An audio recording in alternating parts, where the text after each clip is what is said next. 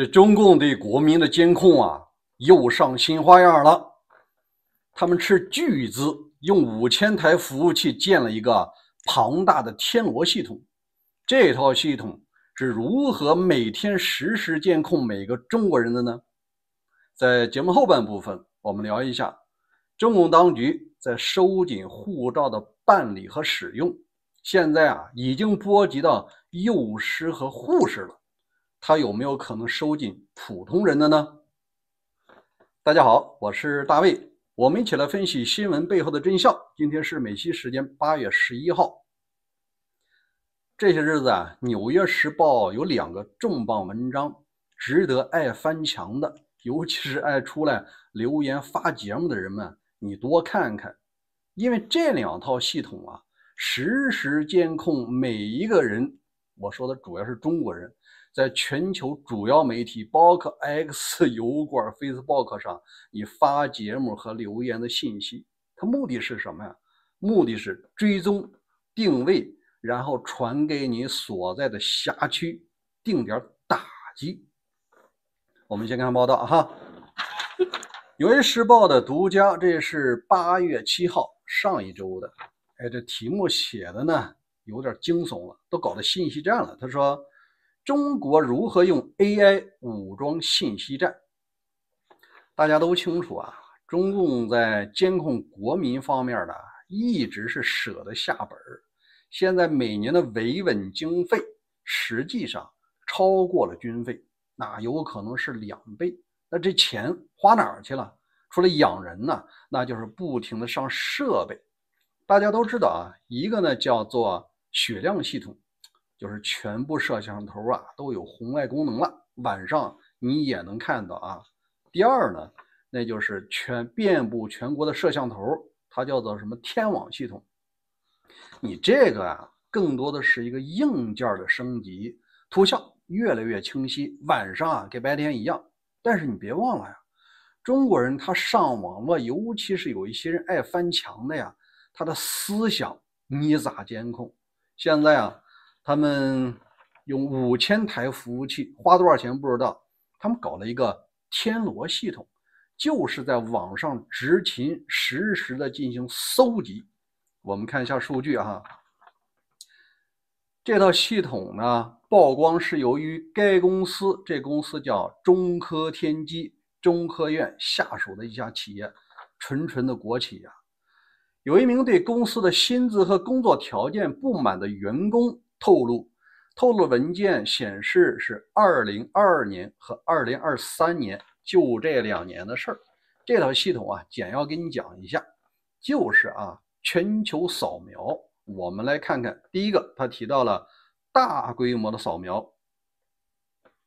该公司从一系列文件中，尤其是中外社交媒体中收集数据。文件显示，它每日从国内的微博获取数千万条帖子以及用户数据，从微信获取180万篇文章，从 X 平台原推特获取400万条贴文，从 Facebook 和油管获取1万条帖子。这些数据被用于建立个人画像。大家清楚了吧？什么微信微博那些东西完全透明的，但是你也不要以为说翻出来呢，他就不看到你。这套系统实际上也能看到什么油管Facebook这些，只要是你用华文，它就会被记录。那第二个方面呢，那就涉及到它有一个叫全周期管理。我们看它官网是怎么设计的现在这官网还能打开呢。它有一个叫舆情业务的生命周期，是定量定向多维监控预警、热点负面敏感信息的发现、内容的传播、画像的分析，然后呢要留存证据，并且报出在线的位置，实时传给你所在的辖区。简而言之有些人可能会有一些司法不公，有冤屈了。至于说国内发不了声，他就有可能会发在油管上或者是发在这个 X 上，但是这些东西他也会搜集。虽然说你是翻出来的，他要对你进行画像，你啥时候发这东西，多长时间上一次网，他要对你进行追踪。你看那编程随想是如何被发现的，其实就是一个低级错误。它的名字呀，跟国内名字有时候是一样，这个只要抓取，它就能把人做成实体的定位。那我们看第3个，他又提到呢什么呢？文意呀，包括意思啊，进行推理解释。因为很多人啊，虽然说他翻出来，他毕竟肉身还在国内，他有个顾忌，就是他发文章的时候呢，往往采取那种高级黑呀，说点反话呀，什么春秋笔法呀，是明着赞扬，实际上是鞭挞呀。像这种情况啊，以后也不灵了，因为现在的 AI 不仅仅是文意解释，它会通过什么情境，它要告诉你你到底想说什么。它是这么描述的啊，它提供10多种面向词法、语法、语义、篇章不同颗粒度的审查、分析、理解能力，支持中英文双语的分析与处理。它而且还可能做到语种识别、关键词的抽取、情感的判别。它就告诉你，你到底是想说什么。你看中国这钱啊，全花这上面了，这得需要多强的算力啊。第4个，他又提到了什么呢？如何用谎言来淹没真实的生意。在这一点啊，1984有过描述。你也只要控制了过去，你就可以控制现在。你控制现在，你就能控制未来，你也能控制下一代。我们看到官网，他提到中国电机面向公众平台已经用中国人自己开发的先进人工智能 DeepSeek 啊，它能够迅速做出回应，以强化中国政府的立场，并反驳反对的意见。一旦投入使用，这些宣传帖子可以快速的淹没真实的声音。你看，只要你在国外啊，比如说我发现一个事儿啊，铅中毒了，孩子铅中毒了，或者某个事儿，你发出来以后啊，它快速识别这是一条负面有害信息，然后呢，他就把官方的报道说这是假消息啊，实际上是合格的，这个人就是可能因为拆房子在造谣呢，就这种虚假的信息啊，快速复制啊，就把真事儿给你淹没了。你看吧，丧尽天良嘛。还有一个呢，这活啊，它不光是对咱们中国人使用，现在已经走向世界，对美国政客啊也用上了，而且美国情报机构它已经是这个提出抗议了。来，我们看一下哈。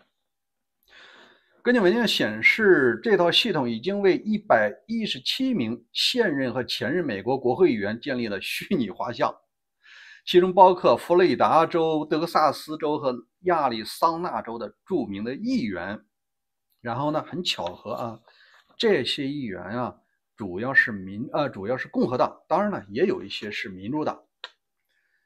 另外啊，还要收集2000名美国政治和公众人物、4000名意见领袖和川普总统的支持者，以及著名的记者、学者和企业家的信息。就是你到底要不要在我这撤场子，然后撤到印度去？他东西呢也要去搜集。所以说这套系统啊，已经被这个美国抗议。那他是怎么说的呢？他是否认的，而且开始惯用的做法。把和中国政府合作的这些案例从官网中整体删掉了。然后他提到了该公司对外发布声明，中科天机的产品主要用于开源数据，没有专门收集针对外国官员的数据库这不说话跟放屁一样吗？你明明被人抓包了，他还否认呢。在《纽约时报》取得联系后，该公司开始修改官网，删除了他与中国政府从事国家安全工作的相关内容。他吹嘘那些东西删了，但是呢，我已经给他截图了大家能看到。所以说我们就讲中国每年天量的这个钱花哪儿去了？就是设备研发。如果接下来再买英伟达的先进芯片它不会用到民生的。大多数还是维稳，仍然是监控自己人。中国老百姓，你的血汗钱，除了养兰兰之外再就是来养这些监控自己的人呢。好吧，咱们聊一个稍微轻松点的话题现在中国当局在收紧和政府相关沾边人的护照，目的刚才我们讲了，他要监控你的思想，你翻出去在油管上，在 X 他也监控。但是更重要的是，它还是要监控人的肉身。那护照啊，边控啊，就是抓手了。我们来看报道哈，这是《纽约时报》王月梅2025年8月4号的报道啊，它是中国限制公职人员出国，幼教护士也要上交护照。在这儿咱铺垫一下啊，中国对护照的管理啊，向来是比较严的，但一开始呢，仅限于副科级以上人员。像一般的科员呢，你带孩子出来旅个游啊、留个学啊，没人管，因为你这属于叫阴私嘛。至少说在江时期和胡温时期呢，是默认的。那时候啊，是中国经济的蓬勃发展的时候，需要对外开放，人必须你走出去，你才能把人引出来呀。但现在中国经济处在了下行通道，这一下行，我估计保守也得10年到15年。那这段时间啊，负面的事儿多了，失业的人多了，不满情绪多，你必然要控制。有些人呢，你就甭出去了，尤其是社会的精英、企业家和政府做生意的。文章呢列举了几个例子，我们来看一下。在中国各地，随着当局加强对公职人员与外国人接触的管控，类似的警告正在蔓延。一些幼教的老师、医生和政府承包商以及国有企业员工都被要求上交护照。一些城市规定，退休人员要等到退休2年后才能领回护照，等于是只要吃公家饭，或者说你承包政府的工程，你的护照也得上交。这事儿不就是扩大了吗？那他举了几个例子哈，有一个城市的公务员他发现自己已经失去了一些人身自由，比方讲，不仅仅是护照要上交，他离开自己所在的城市，只要超过了1天，都要提前报备。如果说当时上级查你的岗，你不在，你说我在邻市正在旅游呢，那对不起，你这就叫违纪。你看真正的监控对于内部人，对于这些所谓的爪牙一样。第二个呢，他又提到了一些沿海区域，他这儿讲的主要是舟山。一些地方政府通知显示，浙江省沿海城市舟山市附近6个渔村的全职官员被要求上缴护照。在江西省的一个城市，一家公共卫生机构要求员工上报2018年以来所有的出国记录。这儿呢，已经在开始倒查呢，要倒查8年。你过去8年你去过哪儿？尤其是去过一些欧美国家，你跟谁打交道了，都得要汇报。为什么呀？万一哪天再搞阶级斗争的时候，你出过国呢，可能就会成为你的一个把柄。如果说真像有一天历史重演当局又要求在人群里抓5%的敌特分子，那你说抓谁？那不就抓那些愿意出国的或者出国记录的人吗？另外他有提到呢什么呢？沿海区域像浙江你像这个福建有很多人生意他遇到问题他就可能偷着就出来，就是以前逃港不就那么回事吗？如果你经济好，你还得防着别人逃到你这儿来打工呢。现在呢，却反而防着这些破产的企业家呢离开自己的国家去别的国家谋生。这儿呢也是历史的重演吧。另外我们提到了他这些人呢有很多想法不符合情理。比方说，当局给出的理由是不让你出国，是为了防止你携款潜逃。还有人呢说，防止你掌握的机密泄露，你再把情报卖了呢。有人是这么说的有个小护士的说，我出国需要层层审批。你也想一下，我仅仅是个小护士，啥国家机密能让我知道呢？还携款潜逃，我一个月挣5000块钱，我有款潜逃吗？说到底这些都是一个借口，目的就是让这些吃公家饭的人，你吃我的喝我的，你就得听我的。现在就要压住这14亿人的阵脚，干好牛马的工作，然后呢咱一起走向这个新的时代，你要想跑，想出去，想给自己或者下一代留条这个出路，那对不起，那就要开始收拾你了。另外呢，有一些省份啊非常左，只要是一左呢，人们通常会想到哪儿呢？就是春晚收视率比较高的东北、内蒙啊、山河四省区域，这些区域啊做的太过分了。文章显示，在这些区域啊，又包括辽宁部分地区啊，说你只要在任何国外居住或者生活过6个月以外的，他呢都不能考公了。你像有的人吧，他出国留学啊，对吧？4年、2年研究生，现在你只要在国外生活超过6个月，你就不能再考公了。哎，这事儿跟你没关系啊。那他一定会接下来进一步扩大，就是有出国记录的，你呀考公啊也没戏了。所以说最左的地方呢，有时候也是在作呀。最后我们讲一下哈。随着中央政府对中层官员的审查加强，这些中层官员或许是在试图避免任何可能发生的危险源头。在这儿，他也采访了几个体制内的人，说：“你们的护照被上收了，离开所在城市也要报备，是不是不自由？”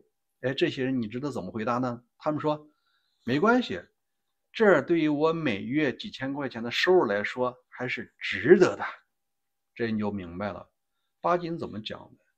当你深入了解这个民族的思想，你就明白他们所遭受的苦难啊，那是应该的。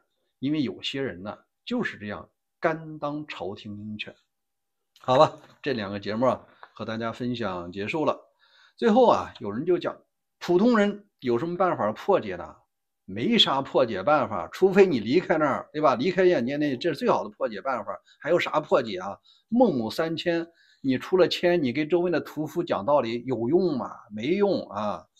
另外啊，你也不要指望有些人跟你讲的很快那边就崩了，那也是不可能的。你看，大家盼着的老川什么反共啊，灭了吗？没灭吧？现在双方都在勾兑，都在做生意，他也就干3年多。他哪有那么大理想？能把这经济保住啊，就不错了。所以说，作为中国人啊，还是要务实一些，以自己以及所在家庭啊，你再评估一下未来的生活规划，好吗？今天就聊到这儿。